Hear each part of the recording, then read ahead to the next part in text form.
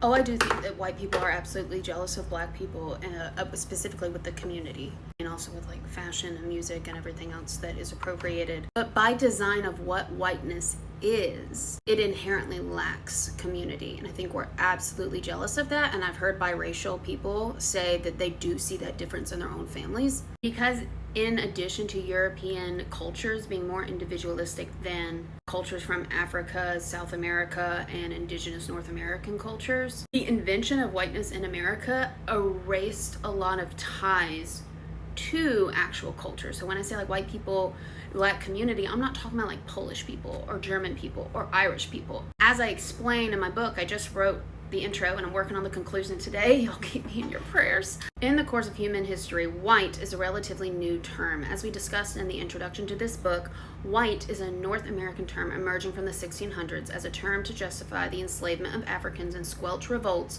from poor Europeans and indentured servants. Before this term, Europeans would identify with their nationalities. The Irish, Italians, Germans, French are all very different cultures.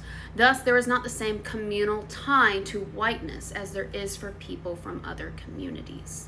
Further, since white was created to be a divider, a separator, it is not a happy identity. It is not something people want to admit they relate to. It doesn't have a rich, healthy history. Speaking as a white American who has conducted national level research on white Americans, we tend to say things like we have German, Irish, Italian, etc. ancestry, even if we have never been to those places. This is because all white Americans have ties to immigration, and because these identities are actual cultures, they do not have roots only in oppression. Now, we know who started colonization, right? So this is the book I'm trying to finish by Monday and send to the editor. There's a free chapter in my bio if you're interested on one of the unwritten rules of work. The book is predominantly about class, but I talk about 3 other identities that you can't talk about class without talking about these other identities, and race is absolutely one of them. Pose the question, why do white people hate black people so much? I have been in situations where I've been surrounded by nothing but white people, and this conversation has come up. The race conversation has come up, and no one ever has an actual reason as to why they hate black people. There's always these, oh, black on black crime, oh, they're lazy, oh, they're this. But it's not actually, there's no legitimacy behind their reasoning. It's just shit that they've heard and they're regurgitating. And so, long story short, it really comes down to there is no reason. It's a deep-seated jealousy, a deep-seated hate that, you know, black people exude greatness. Black people are the great inventors. Black people are the beginning of the human race, the Eve gene. And white people have worked so hard to erase the history and erase the greatness of the black race. Down to even when things are invented, the majority of things that are invented were invented by a black person. But yet the white race has actually erased the original inventor from history and have put their names on things that they had no business putting their names on.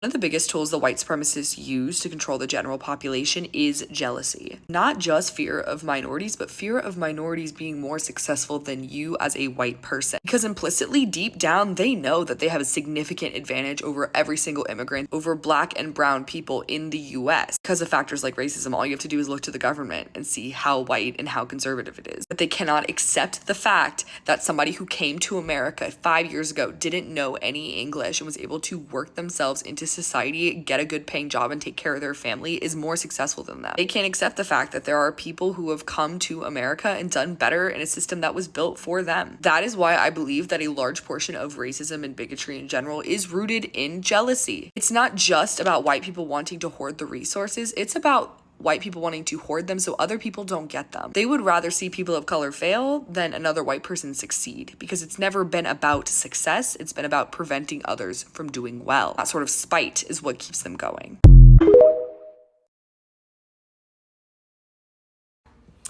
Hi guys, so here is it. White individuals have been so jealous lately about black people excellence, most especially the women. Yes, white women, not just the women, the men, but most especially white women have been so envious of black people, most especially black women. This issue has really been going very far. Yeah, and I saw it today in the internet. I thought I should do something about it. So let's talk about it today, guys. Welcome to my channel. I hope you all are doing well. I hope you guys are doing very well. Once more, you guys are welcome back to my channel, and this video reflects my personal opinion and comments. Don't forget, this video is for educational purpose only. It's not meant to harm or harass any individual.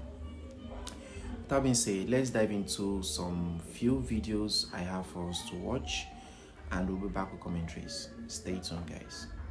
White people resent black excellence. Let's talk about it. Not all white people are racist, obviously, but there is a specific subset for whom black excellence seems like a personal affront to them, right? It really bothers them when black people succeed. The 13th Amendment emancipated enslaved black Americans in 1865, and then the Jim Crow laws kind of wrapped up with the passing of the Civil Rights Act in 1964. So if we do the math, that's about 61 years in which black Americans were able to strive for success in any sort of meaningful way without like the constraints of the law pulling them down. 61 years. If we compare that to white Americans who besieged a land already owned and occupied by indigenous Americans, we'll put that around 1620 when, the Mayflower came here, then that gives them about 425 years to establish success in this country.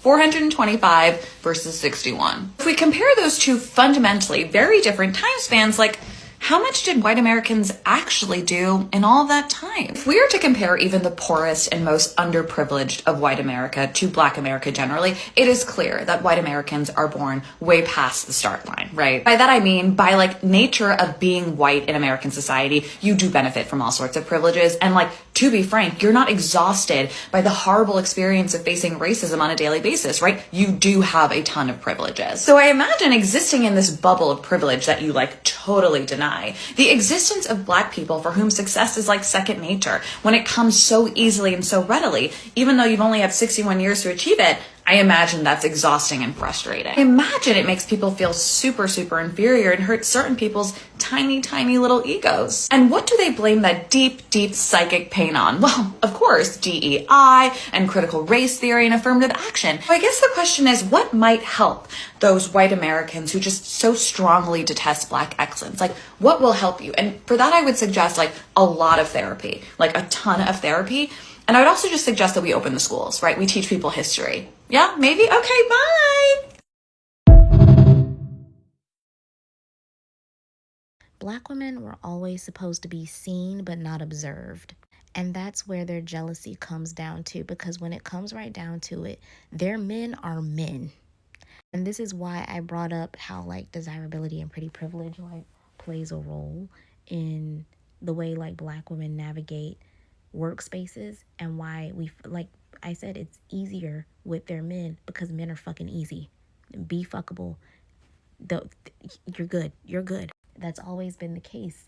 And I know that we hate to keep bringing everything back to slavery, but even before slavery, the way that these men actually viewed and observed black women were as very sexual, desirable creatures. Some of the first writings about black women were about how voluptuous and robust our bodies were. And then all of a sudden, what happened? White women are wearing bustles. They're wearing all this unnecessary padding in the front and the back to mimic our body shapes. And what happens today? They copy our aesthetics. They copy our speech patterns and our mannerisms. They copy our styles. They copy our hairstyles. They copy our makeup. Like, When their men started bringing us into the house saying, oh no, baby, this is a tool. This is an appliance to make your life easier. Don't worry about it. And they thought, oh yeah, I have nothing to worry about. My man said that I was the most desirable thing in the world, in the universe. That's why I'm sitting in this gilded cage, not able to do anything with no options, because my man said I shouldn't worry my pretty little head about choices. My man said that I was the pinnacle of femininity and beauty. I have nothing to worry about from this utilitarian object that he brought into our house to make my life easier. And that's how we were always supposed to be seen. We were supposed to be seen as appliances. What are appliances? They're tools to make your life easier. They're not particularly pretty. They're not particularly ornamental. You take them out of the closet and you use them as needed, and then you put them back. They weren't supposed to think anything of us. But it's hard to think of the person that your man brought into the house as a tool when all of a sudden she pops up with a pregnant belly and there's no men in the house except for yours.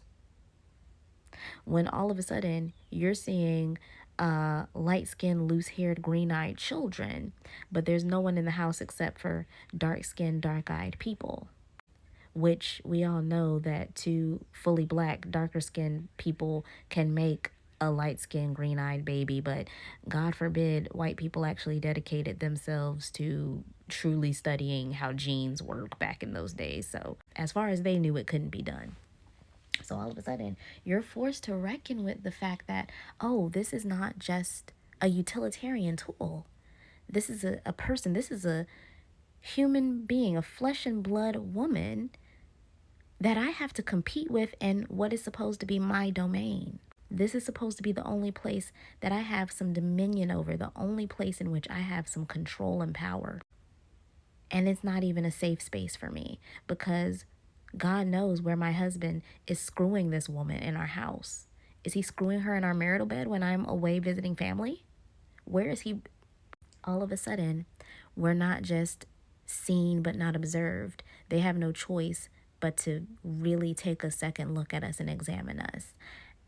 And when they are forced to do that, then they see, oh, she is desirable. She is beautiful. She is this, that, and the third. All the things that I was told she's not supposed to be, and she's my competition.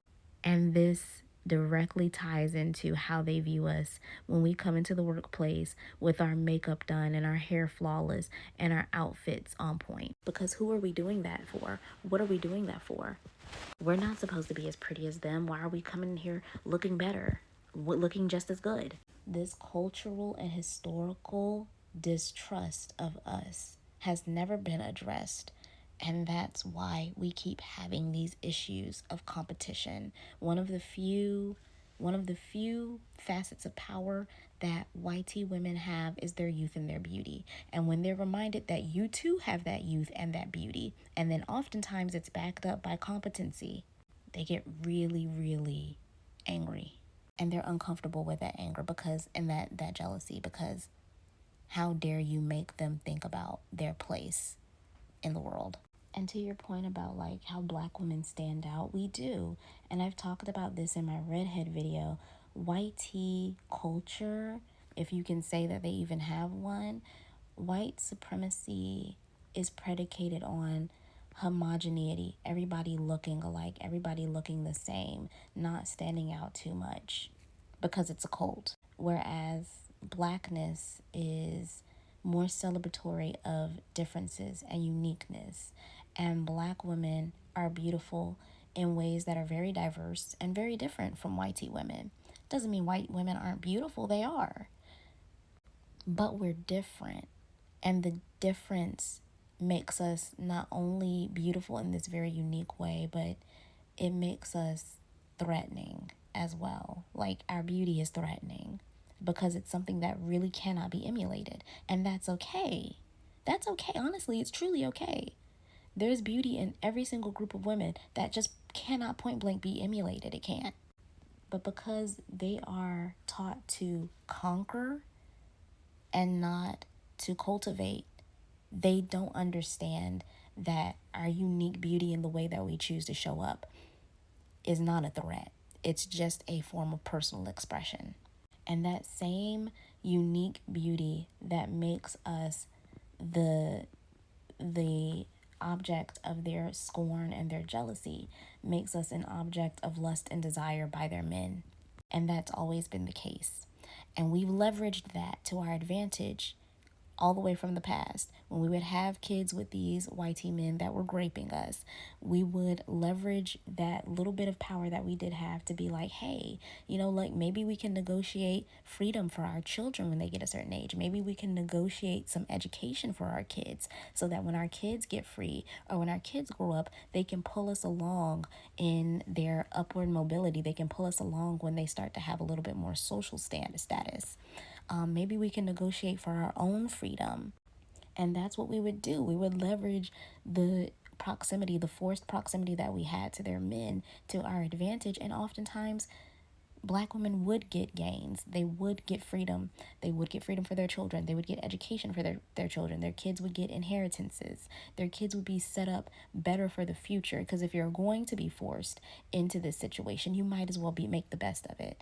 And that is something that we have been teaching the young Black women in our families for generations. I know moms, aunties, sisters, older cousins, grandmothers, great-grandmothers have told me to leverage my youth and beauty where I can. Fuck it. It's a tool. It's a tool. And that's what we do. That's why I said their men are easier to work, because their men are predictable. They're predictable. Whitey women are not. The only thing they're predictable with is their disdain and distrust of us. And you never know exactly what insidious ways that shit is going to show up. I've seen videos of people talking about, some white women actually believe that no Black woman can be prettier than them. Like, they actually believe, like, no Black woman can be prettier than them. Only reason why I don't believe that is because a lot of white women, not all, but a majority of white women are very envious and jealous and always in this one-sided competition with Black women. They have always been like that. It's been like that since the beginning of time, y'all. Since the beginning of time. Everywhere I go, people stare at me. People call me pretty. People compliment me. But white girls, they will stare at me. They just have a nasty look on their face. They won't say nothing to me. A few of them will walk up to me and be like, you're just so pretty. You're so gorgeous. But a lot of them will look at me and just have this nasty look on their face.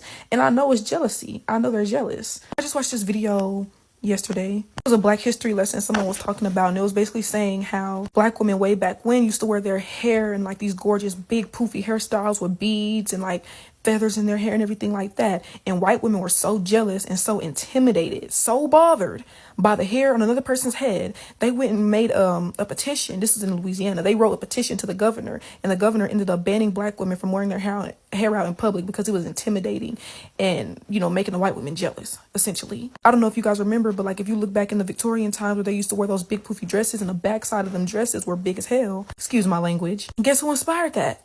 A Black woman that was kidnapped from Africa and held in a cage as a freak show, that was forced to act like an animal and do weird stuff in a circus. Same reason why white women go and get lipo now, because they want lips like this. Lips that I was made fun of for having. Which is why this is the reason why they want to go get BBLs. Why? Because Black women is a blueprint of the Coke bottle shape. One of the reasons why they get self-tanner. I thought being white as can be was a good thing. Now you want to make yourself bronze? Now you want a little melanin? It's so obvious, y'all. Like, and it's not just racism. It's jealousy. It's envy. That's another reason why these white women will go and purposefully get with these self-hating, colorist Black men. I ain't never seen a white woman try to go after a Malcolm X kind of dude. Most likely because a Malcolm X kind of dude ain't gonna want to date him. I ain't never seen a white woman try to, date a Black dude that always talks about how he loves Black women or has made statements, about Black women, how much he loves Black women. I see these white women go out and get these whitewashed Black men who do nothing but talk trash about Black women and how Black women this, how Black women that, and this Black and that Black. They purposely go and get with these Black men because it's a boost of their ego, because they know, okay, this Black man hates himself, which means he hates his people. He doesn't like Black women. He feels some type of way about them. And so by me getting with him, it's like I get a one up on the Black woman. I get a one up on her. They're always in these secret competitions with Black women. So you wonder why they're microaggressive to us. You wonder why they always catch these small attitudes. You wonder why they always feel some type of way and looking at you crazy, baby girl, because they're jealous. They're jealous because they know they can't compete where they don't compare. It's jealousy, and it's all a mind game. They will do anything they can to get in our heads and to mess with us, and then try to go and cry and play victim. That's why I don't be phased. I'll be walking around with my head up high. I know they be staring at me. I know they be looking at me. I don't even pay them no mind. I walk right past them. Won't move out of their way or nothing. They're envious. It's been like that since the beginning of time.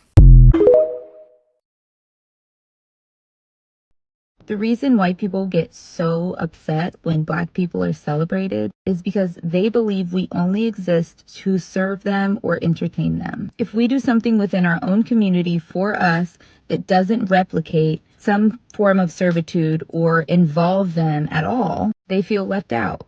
In their minds, our only purpose is to exist to serve them in some way. They believe that we should inherently sacrifice our bodies for them and do not see us as human with our own autonomy, our own ideologies, interests, capabilities.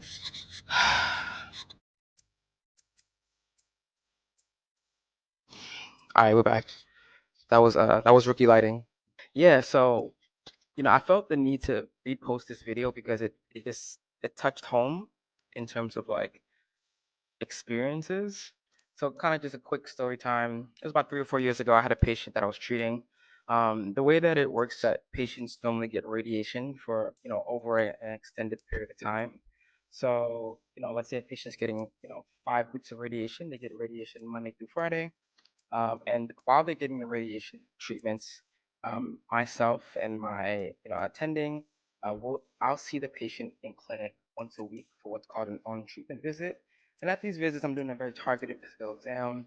Doing skin checks, and additionally, I'm like assessing, mental health. I'm checking in on animals. I like to know everything. So I had a patient about 3 or 4 years ago who was receiving radiation, so 5 weeks, so that's 25 fractions every day, not on the weekends. And it was probably like my third or fourth time seeing the patient at this point, so we had already established like a good rapport. Everything was cool.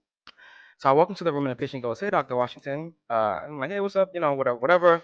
The patient is there with their significant other. Cool. We busted it up. We're having a good time. I'm asking about the dogs. Cool, cool, cool, cool, cool. As I'm logging into the computer, um, the patient goes, "Oh, Dr. Washington, I wanted to tell you a joke that me and my, significant other, we went to a comedy show, and the comedian said this joke." So the patient goes, "Yeah, so to kind of finish off the comedian's act or segment, whatever, they ended off with like a race joke." And so now I'm already like, "Oh, where are we going with this?" So I turn to the patient because I need them to have a very clear visual of my face and my reactions because I emote a lot, um, and I'm not playing. So fast forward, the patient like, "Yeah, the comedian started off the segment by saying like, oh, I don't know why black people always say that they want to go back to Africa." So I literally, when the patient said that, I looked and I was just like, I was already looking, but like my head kind of turned to the side. And I was just like, okay. So I'm trying to figure out where we're going with this.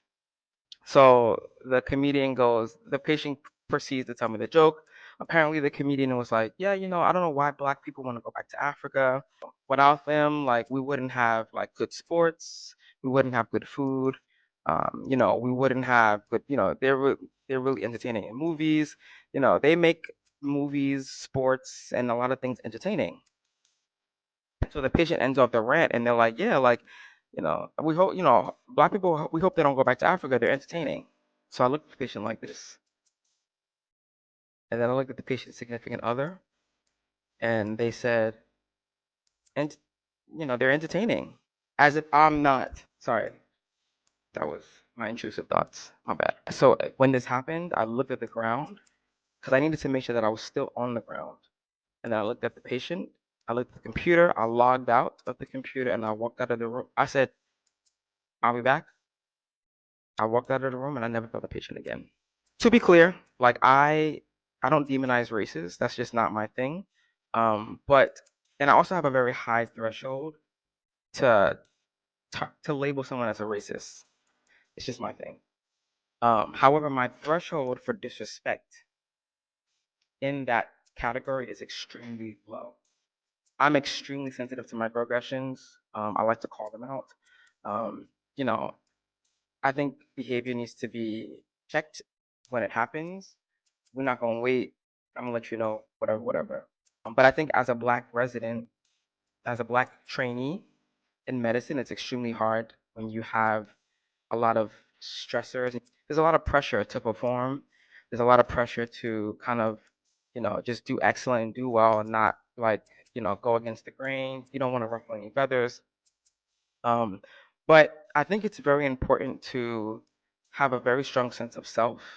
I think it's extremely important to have support systems, so allies, people that are outside of the hospital, friends, loved ones, family members, mentors at other places, mentors that are at your same, in your same department.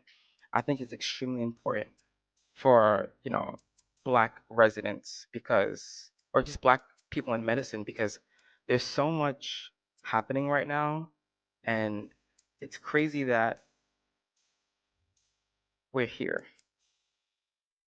And in an environment where it feels like everything you worked for um, is viewed as you only got there because of the tone of or complexion of your skin, it can be demoralizing. Um, so my parting words is just like, find your support system, find people who create safe spaces for you, find people that you can trust. It's hard out here. Medicine makes things a lot harder. Imagine like having a workplace environment, but also medicine attached to that.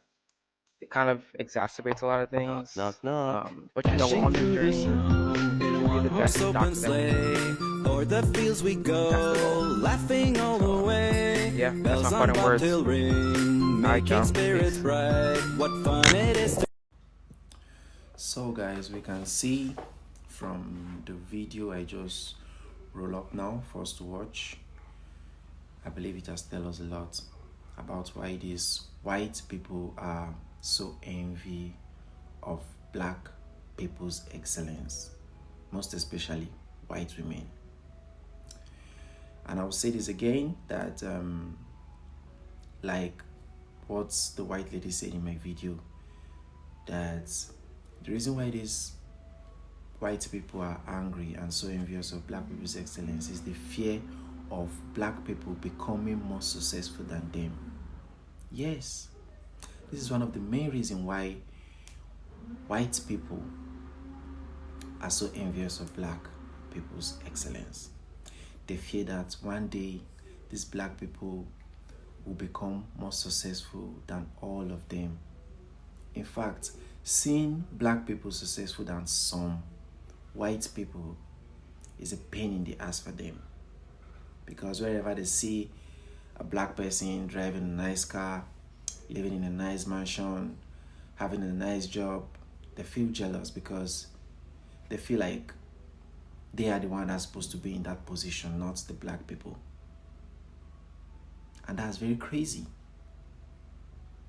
because I wonder why sometimes I thought to myself that why is it that the majority are now being jealous of the minority? But let's speak to the facts now. White people are lazy. Sorry to say that, but that's the truth. Because they can't do anything without Black people. They can't do anything without the image of Black people. They can't do anything without imitating a Black person.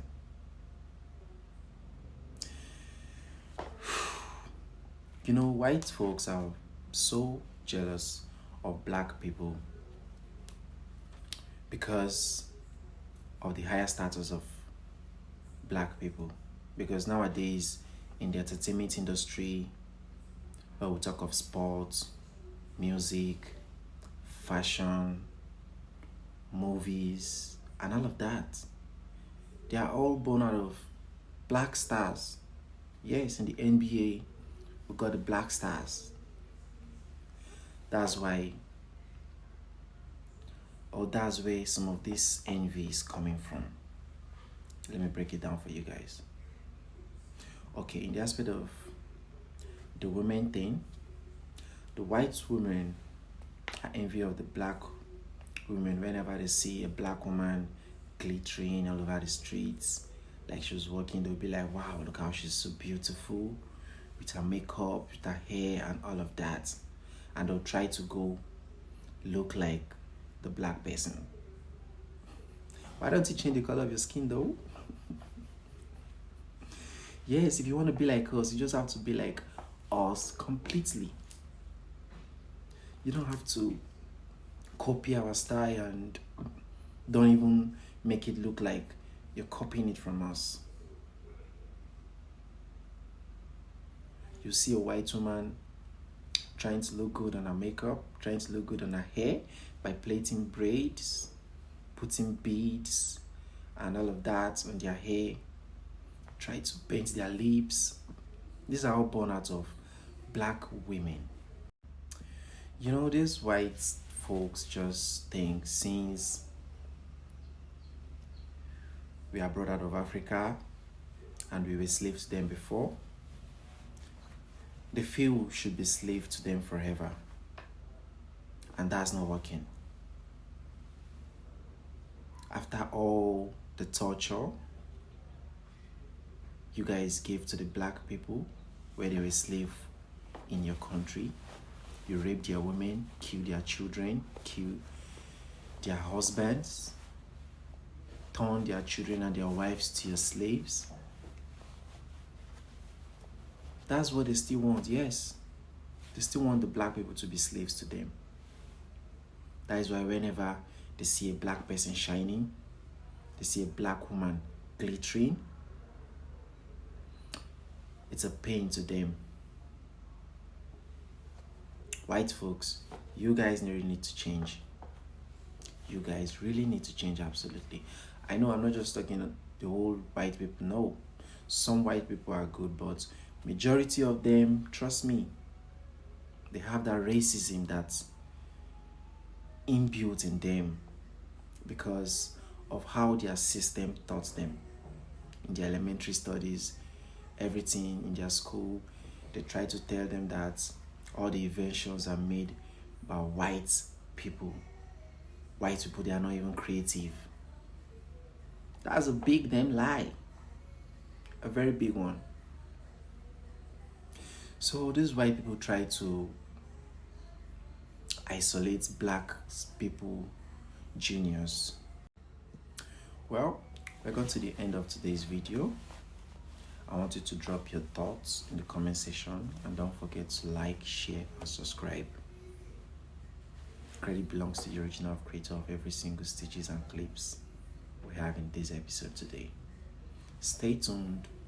Don't forget to subscribe to my channel and stay tuned and watch out for my next video. Thank you guys. Bye. Have a nice day.